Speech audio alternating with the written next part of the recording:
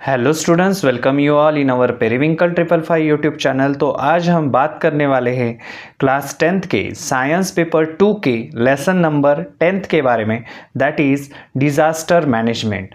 अभी पिछले साल भी हमने डिज़ास्टर मैनेजमेंट के बारे में पढ़ा है, 9th स्टैंडर्ड में भी आपने पढ़ा है। एज अ सब टॉपिक करके ये था हमें डिज़ास्टर मैनेजमेंट, लेकिन इस साल आपको ये एज अ लेसन करके 10th स्टैंडर्ड में दिया है डिज़ास्टर मैनेजमेंट। अभी चलिए देखते हैं इस लेसन में हमें क्या क्या पढ़ना है। जैसे कि डिज़ास्टर मतलब क्या, डिज़ास्टर क्या होता है, टाइप्स ऑफ डिज़ास्टर, कौन कौन से टाइप्स रहते हैं डिज़ास्टर के, इफ़ेक्ट क्या होता है डिज़ास्टर का, इसके बारे में जानकारी लेनी है।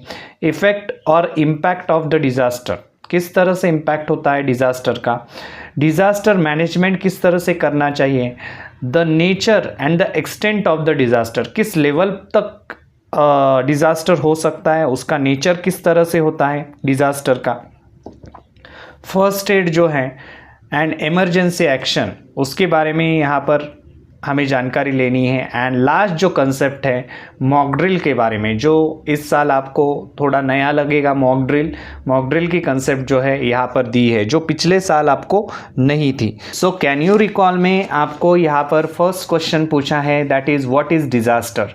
डिज़ास्टर किसे कहते हैं? So disaster is a sudden event that leads to the huge loss of life and property. Disaster किसे कहते हैं?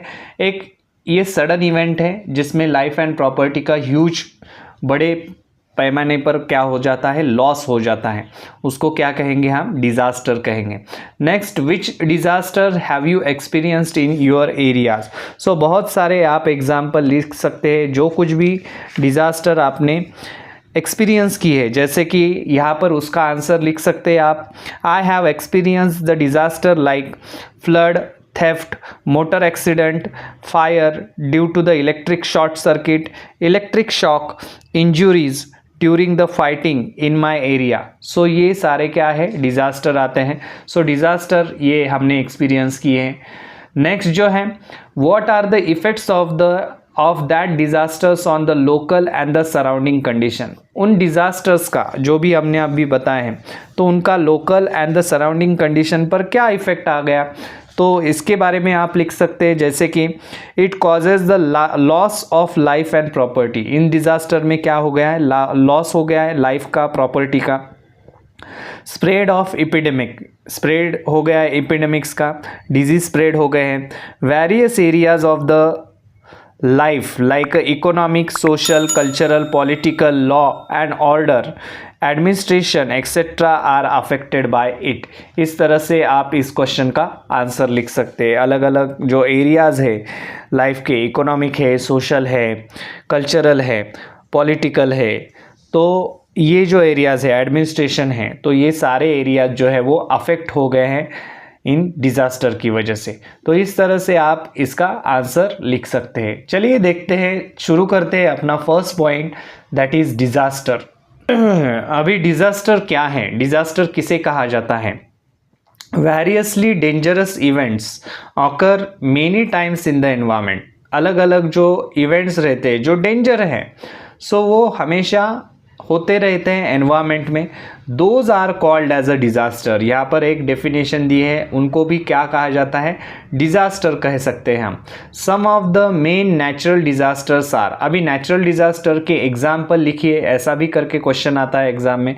सो नेचुरल डिज़ास्टर के एग्जाम्पल क्या लिखने हैं आपको? फ्लड है, wet and dry famine, famine यानी कि सूखा जो पड़ जाता है, वेट मतलब कभी कभी ज़्यादा बारिश हो जाती है, इस वजह से एग्रीकल्चर का नुकसान हो जाता है, कभी कभी बारिश नहीं होती, ड्राई फैमिन उसे कहते हैं, तो उस केस में भी नुकसान हो जाता है। सो ड्राई फैमिन, साइक्लोन्स, तूफान वगैरह आते हैं, सो वो बताना है आपको। सो साइक्लोन है, अर्थक्वेक है, वोल्केनोज हैं। So these are the example of what, natural disaster. ये सारे एग्जाम्पल आपको अंडरलाइन करके लेने हैं। ये सारे एग्जाम्पल जो है वो नेचुरल डिज़ास्टर के हैं। These are all of a sudden troubles to the mankind. ये सारा जो है क्या है, ऑल ऑफ अ सडन, मतलब ये बताकर नहीं आती चीज़ें या फिर बताकर होती नहीं है। जैसे कि फ्लड आने वाला है तो फ्लड थोड़े ही बताएगा हमें कि मैं आ रहा हूँ, या फिर अर्थक्वेक या फिर वोल्केनो। सो ये all of a sudden activities हो जाती है नेचर में। इस वजह से क्या हो जाता है, पूरे ह्यूमन बीइंग को, पूरे मतलब सृष्टि को हम कह सकते हैं, ऑर्गेनिजम्स को या फिर जितने भी लिविंग ऑर्गेनिजम्स है उनको क्या हो जाती है, तकलीफ हो जाती है। सच events causes sudden changes in the environment. और अगर ऐसे इवेंट्स हो जाते हैं एनवायरनमेंट में तो क्या हो जाता है, एनवायरनमेंट में सडन चेंजेस हो जाते हैं and thereby cause the damage to it, और इस वजह से उनको डैमेज हो जाता है।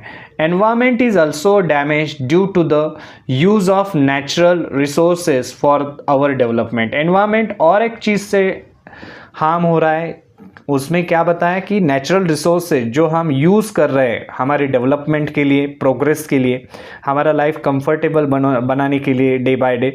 सो जितने भी नेचुरल रिसोर्सेज हम यूज़ कर रहे हैं उस वजह से भी एनवायरनमेंट क्या हो रहा है, डैमेज हो रहा है। This leads to the sudden disaster, और उस वजह से ही डिजास्टर आने लगे suddenly, unexpected to the human. और ये डिजास्टर अनएक्सपेक्टेड है ह्यूमन को, ह्यूमन ने सोचा भी नहीं रहेगा उसके बारे में, फिर भी डिजास्टर जो है वो आते हैं।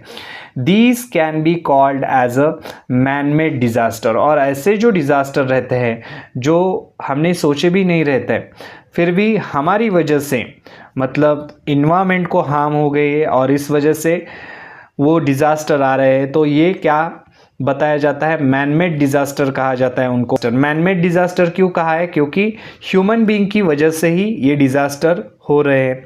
नेचर में जो कुछ भी हम एक्टिविटी करते हैं, जो कुछ भी गलत एक्टिविटी होती है, चीज़ें होती है, इस वजह से उसका इम्पैक्ट जो है वो हमारी लाइफ पर पड़ता है।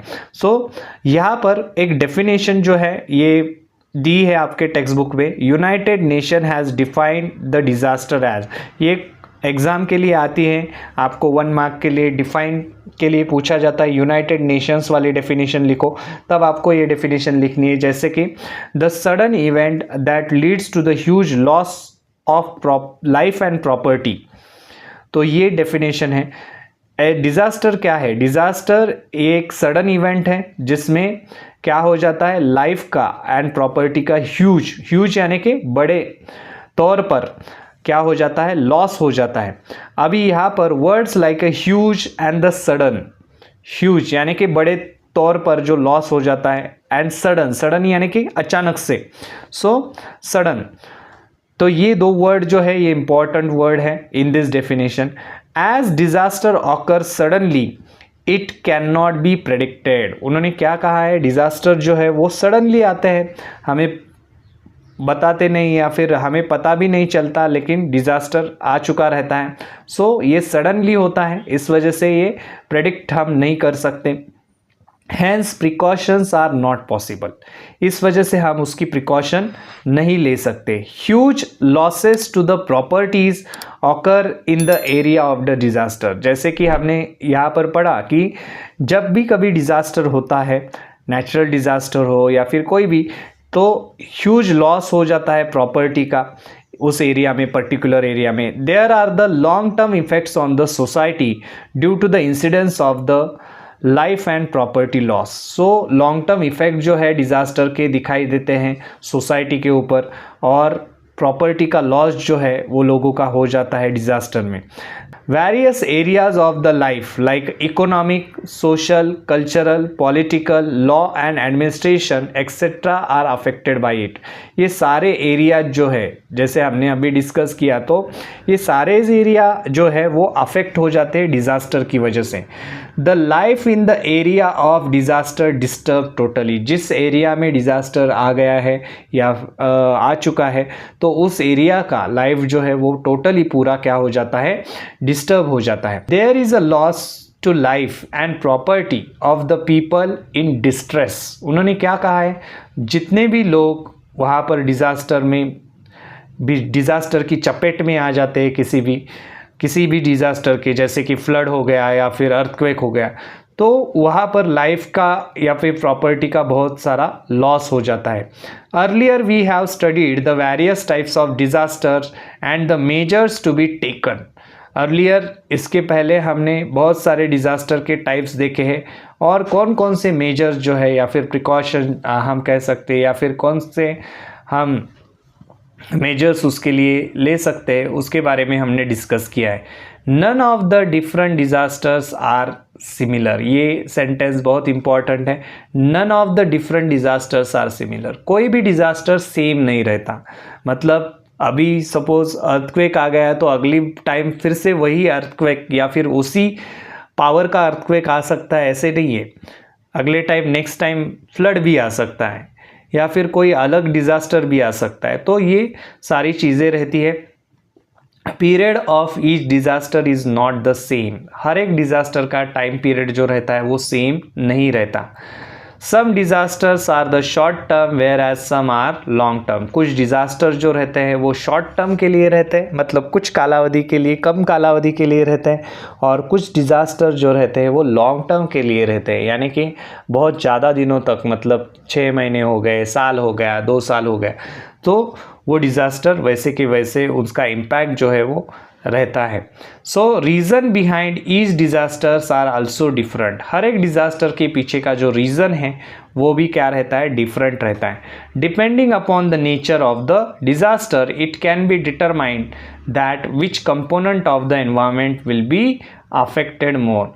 अभी डिज़ास्टर का नेचर अगर हमें पता चल जाता है तो हम उससे जान सकते कि कौन सा डिज़ास्टर जो है वो कौन सा कंपोनेंट जो है एनवायरनमेंट का वो अफेक्ट करेगा। जैसे कि कुछ डिज़ास्टर आते हैं तो उसमें सपोज फॉर एग्ज़ाम्पल हम लेते हैं यहाँ पर डिज़ास्टर लाइक अ फ्लड की सिचुएशन आ गई तो उससे क्या हो जाएगा, कौन सा कंपोनेंट जो है एनवायरनमेंट का ज़्यादा अफेक्ट होगा। जैसे कि वाटर अफेक्ट होगा, वाटर पोल्यूट होगा, वाटर का पोल्यूशन होगा। हाँ, तो ये डिज़ास्टर के इम्पैक्ट है। या फिर अगर कोई डिज़ास्टर हवा में से फैल रहा है तो एयर को वो पोल्यूट करेगा, एनवायरनमेंट की। तो इस तरह से ये नेचर पर डिपेंड रहता है। जैसे कि अर्थक्वेक है या फिर वोल्केनिक इरप्शन सपोज हो गया, सो वोल्केनिक इरप्शन में क्या हो जाएगा, उस एरिया का जो सराउंडिंग जो एरिया है वहाँ का सराउंडिंग एरिया में क्या हो जाएगा, पोल्यूशन बढ़ जाएगा, एयर का पोल्यूशन हो जाएगा, तो एयर जो है वहाँ पर अफेक्ट हो जाएगी। तो इस तरह से उन्होंने बताया कि कौन सा कंपोनेंट अफेक्ट हो जाएगा डिज़ास्टर की वजह से, ये किस पर डिपेंड करता है कि नेचर क्या है डिज़ास्टर का, किस टाइप का डिज़ास्टर है, नेचर किस तरह का है। तो उसके ऊपर ये डिपेंड करता है। चलिए पढ़ते हैं नेक्स्ट। कैन यू टेल में यहाँ पर क्वेश्चन पूछा है आपको, which are the 2 main types of the disaster, कौन से 2 टाइप है डिज़ास्टर की। जैसे हमने ऊपर के पैराग्राफ में पढ़ा, एक तो है नेचुरल डिज़ास्टर और दूसरे जो रहते हैं वो कौन से रहते हैं, मैन मेड डिज़ास्टर रहते हैं। तो ये 2 टाइप है डिज़ास्टर के। चलिए देखते हैं next paragraph. Earlier we have studied the effects of the various types of the disasters and the precautionary measures. इसके पहले हमने अलग अलग टाइप जो है डिज़ास्टर के डिस्कस किए, उसके प्रिकॉशनरी मेजर्स भी डिस्कस किए पहले के स्टैंडर्ड में। To be taken in case of the any disaster happen, अगर कोई डिज़ास्टर हो जाता है तो क्या प्रिकॉशन लेनी चाहिए आपको, ये भी हमने पढ़ा है पिछली स्टैंडर्ड में। So we can classify the disaster in other ways too. अभी हम उन डिज़ास्टर को अलग तरह से भी क्लासीफाई कर सकते हैं, जैसे कि लाइक कैटास्ट्रॉफिक डिज़ास्टर, एग्जाम्पल उसमें आता है साइक्लोन इन ओडिशा।